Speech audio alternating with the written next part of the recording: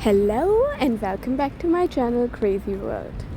तो guys continue करते हैं अपने सफ़र को ली से हॉलैंड से नॉर्थविच हॉलैंड की तरफ। नॉर्थविच एक बीच एरिया है जो कि लीसे से ओनली 16 किलोमीटर्स अवे है। कुकनहॉफ यानी गार्डन ऑफ यूरोप से निकलने के बाद हमने सोचा कि हम बीच चलते हैं क्योंकि वो बहुत करीब था।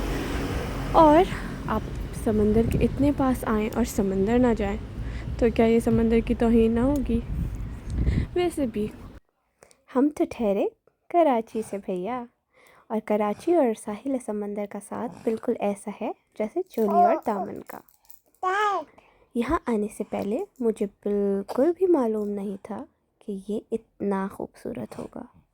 जैसा कि मैं आपको पहले ही बता चुकी हूँ कि हम बिल्कुल अनप्लान निकले थे घर से। तो यूजुअली जब भी मैं किसी हॉलीडे पे जाती हूँ तो मैं अपनी पूरी तहकीक के साथ जाती हूँ, रिसर्च करती हूँ वहाँ क्या देखने को है, वहाँ की क्या ख़ास चीज़ें हैं, यूट्यूब वीडियोस, लोगों के कमेंट्स, सब कुछ ऑलमोस्ट देख के जाती हूँ ताकि हमें वहाँ जाके किसी किस्म की प्रॉब्लम ना हो। लेकिन ये ठहरा हमारा एक totally unplanned trip.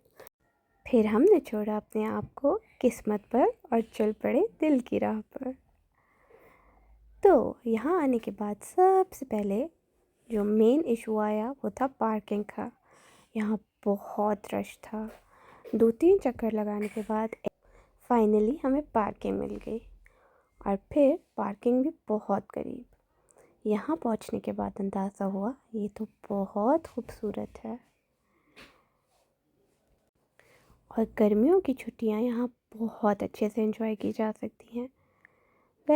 Next time अपनी गर्मियों की छुट्टियों को बहुत अच्छे से प्लान करके फिर हम कोशिश करेंगे कि यहाँ पर आएँ और दोबारा आप लोगों के लिए एक प्यारी सी वीडियो लेकर आएँ। शायद आपने वो गज़ल तो सुनी ही हो, क्या क्या ना सोचा था हमने, क्या क्या ना सपने सजाए। बस उन्हीं सपनों को लेके मैं भी इधर आई थी और सोचा था कि इन खामोशियों में कुछ लम्हे अपने लिए भी निकाल पाऊंगी। साहिल की इस रेत को छूते छूते, ठंडे ठंडे हवा के झोंकों में, साहिल की इस खामोशी को महसूस करते हुए, समंदर के शोर में, उन तन्हाइयों में डूबते हुए कुछ लम्हे अपने लिए भी निकाल पाऊंगी शायद। मगर शायद ये सब कुछ सोचते हुए मैं बिल्कुल भूल ही गई थी कि मेरे तो 2 अदद बच्चे जिनके पीछे भाग भाग भाग भाग के मेरा सारा ट्रिप यूं ही बस मिनटों में ही ख़त्म हो जाएगा।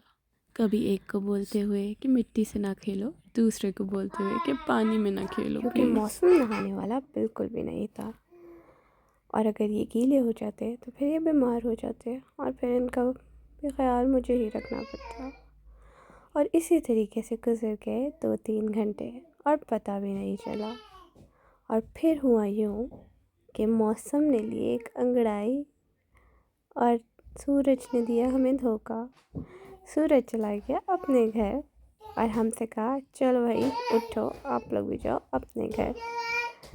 खैर फिर अब तो हमारा घर जाना बनता था क्योंकि सूरज भैया ने हमें अलविदा कह दिया था। बस फिर हमने अपना बोरिया बिस्तरा उठाया और वहाँ से चल पड़े। वहाँ से निकलने के बाद as you already know, totally unplanned trip. मैं कल से कोशिश कर रही थी, जब से मैं एम्स्टर्डम में एंटर हुई थी मैं उस वक्त से कोशिश कर रही थी कि मुझे कोई अच्छा होटल मिल जाए। 2-3 में मैंने ट्राई किया but they were already booked. तो मुझे चाहिए थे 2 रूम्स, तो वो मुझे नहीं मिल पा रहे थे एक ही होटल के अंदर। फिर वहाँ से निकलते निकलते भी हमने कोशिश की कि हमें कहीं आसपास होटल मिल जाए, मगर शायद हमारे नसीब में नहीं था। तो हम एम्स्टर्डम में रात नहीं गुजार सके और फिर हमारी धनों को लेकर पहुँचे कोलन। आगे कोलन में क्या हुआ मैं आपके साथ शेयर करूँगी नेक्स्ट व्लॉग में। जब तक के लिए दीजिए इजाज़त और याद रखिएगा अपनी दुआओं में, और सब्सक्राइब करना बिल्कुल नहीं भूलिएगा और मुझे इनकरेज करते रहिए ताकि मैं आपके लिए अच्छी अच्छी वीडियोस लेके आती रहूँ। Thank you so much.